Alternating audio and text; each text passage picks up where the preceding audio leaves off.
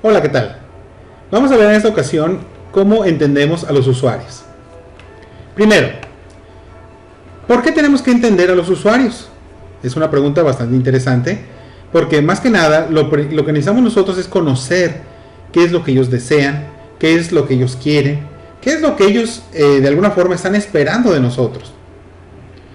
Hay que recordar que el interactuar con la tecnología depende mucho de la forma, de la parte cognitiva de las personas.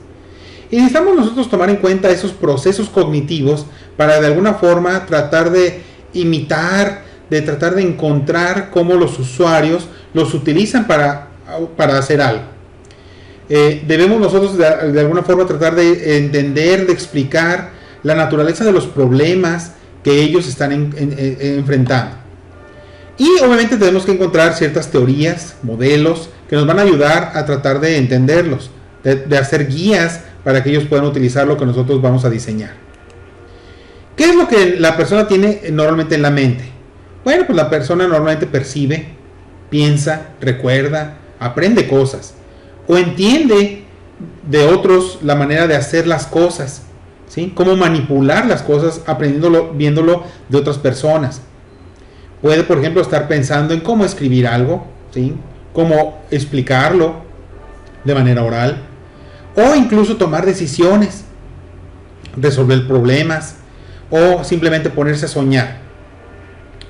Todos estos aspectos cognitivos tienen que ver con la atención, con la percepción, con el reconocimiento, con la memoria, con la manera como leen, hablan, escuchan las personas, la manera como resuelven los problemas o planean el resolver un problema. E incluso eso tiene que ver también incluso con la parte de la memoria. Vamos a ver cada uno de ellos. Primero, la atención. ¿A qué llamamos atención? Atención le llamamos simplemente a concentrarme en un punto en particular para tratar de que los estímulos que están alrededor mío me distraigan lo menos posible para ver cómo voy a responder a esto. Cuando tenemos un problema tratamos nosotros de no escuchar, de no ver lo que está a nuestro alrededor, para tratar de concentrarnos en un punto en particular. Tiene que ver con cuestiones de audio, con cuestiones de video, con cuestiones visuales que tenemos nosotros que resolver. Tiene que ver con cuestiones de color incluso.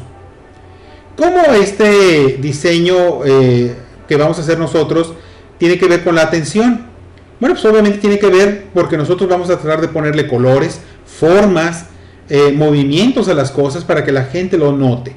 De alguna forma estas personas van a tratar de entender las cosas de acuerdo a lo que nosotros les pongamos. Por ejemplo, un letrero de peligro, pues no lo vamos a poner en color azul, porque una persona el azul no lo conecta, ¿sí? No sabe o no siente que tenga que ver con peligro. Tal vez un letrero en rojo sea muchísimo más útil, o un letrero en amarillo con fondo negro o con letras negras. Todo esto tiene que ver obviamente con el diseño. Por ejemplo, si tenemos nosotros una página, imagínense esta página que estamos viendo aquí, en la cual estamos tratando de explicar algo, pues tenemos ciertas partes que de alguna forma tienen que ver con lo que la gente está tratando de entender. Por ejemplo, nosotros tratamos de leer de izquierda a derecha, ¿sí? Pero en algunas otras culturas leen de arriba para abajo o de derecha a izquierda, que tenemos que tomar en cuenta. Esta percepción y reconocimiento de las cosas tiene que ver entonces con lo que nosotros estamos poniendo, la manera como lo estamos poniendo. Por ejemplo, un texto. Imagínense un texto de este estilo. Un contexto de este estilo, pues obviamente nos va a ser muy difícil encontrar las cosas. Si ven ustedes, hay una ligera variación entre los renglones y las columnas que nos hacen pensar que hay pequeños cuadritos en donde cada cuadrito significa algo diferente. Pero nosotros podemos acentuarlo, podemos ponerle un cierto borde para que la gente distinga de manera más notable las cosas. Entonces puede encontrar rápidamente algo simplemente viendo que cada cuadrito es algo distinto. Pero tenemos que saber cómo poner estos colores, cómo poner los fondos. Porque, por ejemplo, tienen ustedes este letrero puesto de diferentes colores: blanco sobre amarillo, negro sobre blanco, rojo sobre fondo marmoleado, que de alguna forma pues me es más fácil o más difícil leerlo. Todo esto me va a provocar ciertas implicaciones en el diseño. ¿sí? El representar la información tiene que ser perceptible, reconocible. Si yo quiero que la gente vea que este botón sirve para irse a home, pues a lo mejor voy a poner una casita, le voy a poner otro color, tal vez distinto al normal. El utilizar bordes y espaciamiento tiene mucho que ver con la manera visual como la gente entiende las cosas. Los sonidos tienen mucho que ver. Tal vez un sonido de error no debe ser un sonido muy lastimoso o muy demasiado audible, porque las personas van a sentir pena cuando cometan un error, porque todo el mundo va a voltear a verlas.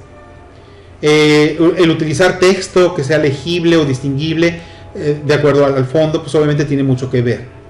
En la memoria tenemos, por ejemplo, la parte en cómo nosotros codificamos las cosas o recordamos las cosas, ¿sí? Hay que saber que no todo el mundo recuerda todo, ¿sí? Esto es muy difícil. La memoria fotográfica en realidad no existe. Tenemos memoria eidética, ¿sí? Algunas personas tienen memoria eidética, no todos la tenemos. Pero, por ejemplo, podemos recordar ciertas cosas de acuerdo al contexto.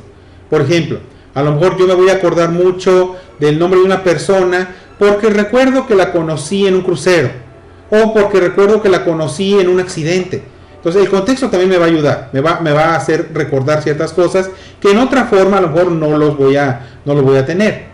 El procesamiento de la memoria tiene que ver precisamente con esta parte de la primera, de lo que es el tratar de que algo entre a mi cerebro y se quede grabado. Entre más atención le pongo yo a algo, pues obviamente me va a permitir recordarlo de mejor manera, ¿sí? Cuando yo tengo algo que me interesa, pues yo lo recuerdo más fácil. Por ejemplo, si un vendedor me visita y me dice su teléfono, pues muy posiblemente a los 5 o 10 minutos ya se me olvidó. Pero si una muchacha muy guapa me da su teléfono, pues a lo mejor 5 días después todavía me acuerdo de él, porque me interesa. El contexto tiene que ver. Tenemos nosotros también que el contexto entonces por lo tanto es muy importante. El contexto tiene que ver mucho con la manera como yo recuerdo. Hay un experimento interesante, por ejemplo, que se ha hecho con ajedrecistas. A un ajedrecista le ponen un tablero, ¿sí? Un tablero con todas las piezas acomodadas en desorden y le piden que lo memorice. Las piezas están caóticamente acomodadas. A lo mejor es muy difícil llegar a esa jugada. Y a lo mejor no le ponen todas las piezas, le ponen unas 5 o 6 piezas, pero le piden que lo recuerde. Al día siguiente el ajedrecista no lo va a recordar porque las piezas simplemente no tenían un contexto que le ayudara a él. Pero si yo le pongo una jugada donde le digo, mira, esta jugada la hizo Kasparov en el 2002, donde el rey está siendo agredido, está siendo atacado, y le pido que al día siguiente o el año siguiente la recuerde, lo más posible es que lo recuerde. El contexto tiene que ver. Las piezas colocadas de cierta manera le están indicando acciones que van a ser llevadas a cabo y por lo tanto lo voy a recordar. El tratar nosotros de reconocer más que recordar va a ser importante. Esto es, no hagamos que la gente, nuestros usuarios, recuerde las cosas, mejor que las reconozca. Oye, necesito saber la clave de un cierto producto. Bueno, ¿qué es lo que hago? ¿Trato de recordarlo de memoria? Pues a lo mejor no. Lo que hago es ponerle un botoncito donde diga, mira, si se te olvidó, dale clic aquí y entonces te voy a dar una lista donde tú lo puedes localizar. Y entonces es más sencillo para mí el saber que las cosas están disponibles más que el tener que sabérmelas de memoria. Y esto obviamente lo utilizan muchos productos, como por ejemplo un reproductor de MP3 no te va a preguntar qué canción quieres y tú se la escribes, simplemente la buscas en una lista que a lo mejor tú ya hiciste, lista de música de los 90s, del año 2000, música de películas, música, y tú haces tus propias listas. Y entonces en lugar de recordar, simplemente reconoces el problema. Tenemos el problema clásico que le llamamos el del 7 más menos 2. 7 más menos 2 significa que las personas recuerdan o tienen la capacidad de recordar aproximadamente 7 cosas, ¿sí? Más menos 2 porque hay personas que recuerdan 5, hay personas que recuerdan 9, ¿verdad? En el caso particular, por ejemplo, de recordar personajes, imagínense que están leyendo ustedes un libro en donde salen 35 personajes. Tal vez cuando vayan en el capítulo número 3 y vean que sale un señor de nombre Juan Jiménez, pues dices, oye, ¿quién era Juan Jiménez?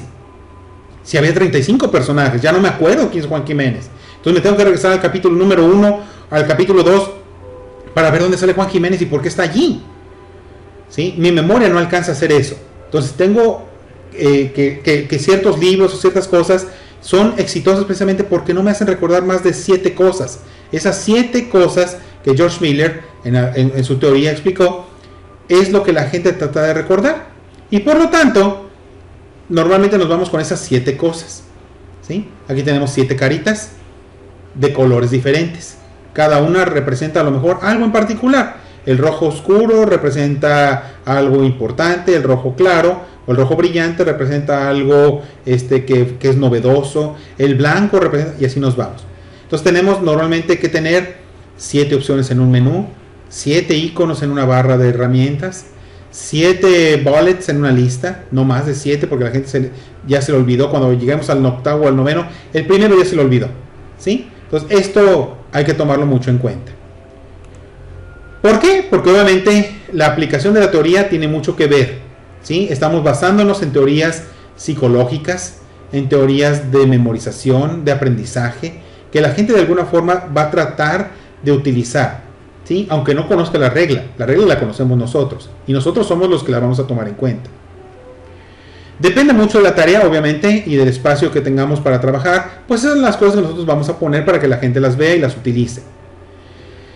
Tenemos nosotros, por ejemplo, manejo de información personal, donde la gente va a tener documentos, imágenes, ¿sí? Y va a tratar de encontrar esta información y que se le va a hacer más difícil o más fácil de acuerdo a lo que nosotros hagamos, a lo que nosotros le pongamos a utilizar, ¿sí? Recuerden que en la memoria involucramos 2 procesos, que son el de recordar directamente o el de reconocer.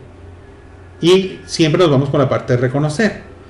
Por ejemplo, tenemos un ejemplo aquí de una barra de herramientas, en este caso de una herramienta de Apple, donde tenemos nosotros varias cosas que tenemos que utilizar. Pues a lo mejor nada más con que recordar que ahí estaba, no necesariamente en qué posición está lo que yo busco, lo puedo encontrar, ¿sí? Estas implicaciones tienen entonces que ver con la memoria del usuario, con la forma en cómo la gente lleva a cabo las tareas, y la manera como los colores, el tiempo, las cosas están marcadas, todo esto, las categorías de las cosas que voy a utilizar están hechas. Modelos mentales que voy a tener que trabajar son básicamente los que le llamamos el modelo mental canónico, que es como las cosas se deben hacer. Por ejemplo, un contador tiene un modelo mental canónico de que una contabilidad se hace que el haber, el tener, el debe, el haber, el saldo, etcétera. Todo esto tiene un modelo que él sabe, que él conoce. Pero también tenemos un modelo mental que tiene que ver con la manera en cómo yo interpreto las cosas. No necesariamente por las reglas, sino simplemente por la manera como yo supongo que las cosas deben hacerse. Esos modelos mentales entonces tienen que ver precisamente con la manera como las personas tratan de entender el mundo que las rodea, donde utilizamos analogías, imágenes, ¿sí? Modelos que de alguna forma la gente trata de suponer que las cosas ocurren de una u otra manera. Podemos nosotros, por ejemplo, razonar sobre los modelos mentales de todos los días, ¿sí? Y tenemos aquí algunos ejemplos, como por ejemplo llegar a mi casa, ¿sí? Con mucha hambre, tratar de ir al refrigerador y encontrar pues, una pizza que por ahí esté, tratar de meterla al horno y demás. Todo esto pues son formas en las cuales nosotros tenemos un modelo mental de esto, ¿sí? Si tenemos frío, bueno, pues vamos a un calentador, lo ponemos a funcionar, o si tenemos calor, encendemos el aire acondicionado.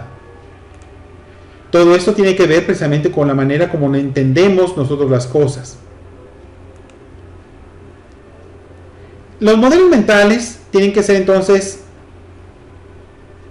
exactos, ¿sí? Tienen que tener una cierta exactitud, deben tener una cierta similaridad con lo que nosotros tratamos de encontrar. Y entonces el modelo mental va a ser muy parecido al que nosotros estamos proveyendo. En la teoría de acción de Norman nos dice que hay 7 etapas para llevar a cabo una acción. Primero establecemos una meta, después hacemos la intención, especificamos la secuencia de acciones que hay que hacer, la ejecutamos, percibimos cómo el sistema está funcionando, interpretamos el estado y evaluamos al final qué es lo que nosotros hicimos. ¿Qué tan realistas son las cosas? Pues obviamente hay ciertas cosas que hacemos nosotros que tienen que ver, que tienen que ser repetidas, ¿sí? O que tienen que ser fuera de lo normal para poder ser llevadas a cabo. ¿A qué le llamamos golfs? Bueno, los golfos, en español no suena tan agradable. Explica esos gaps que hay entre lo que el usuario hace y lo que nosotros le mostramos. Esto es, yo quiero hacer esto y lo que me ofreces es esto otro. Hay ciertas partes que no corresponden con mi modelo mental. ¿Por qué? Porque no las pusiste, se te olvidó o no las creíste necesarias y por lo tanto estos dos modelos pues no compaginan. Debe ser lo más cercano a mi modelo mental con lo que tú me estás ofreciendo. Si yo quiero, por ejemplo, subir el volumen de algo, pues tengo que encontrar una forma en la cual yo entienda que subiendo un botoncito o dándole vuelta a una perilla, estoy subiendo o bajando el volumen de un aparato electrónico. ¿Cómo procesamos la información? Bueno, primero la codificamos, después la comparamos, después seleccionamos la respuesta y por último ejecutamos algo para dar respuesta a esa información que está entrando.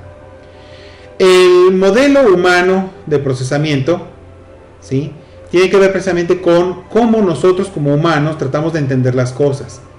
Este modelo, aquí lo podemos ver, tiene varias etapas. Nosotros entendemos las cosas, vemos las cosas, escuchamos las cosas, las tratamos de interpretar y luego reaccionamos a ellas.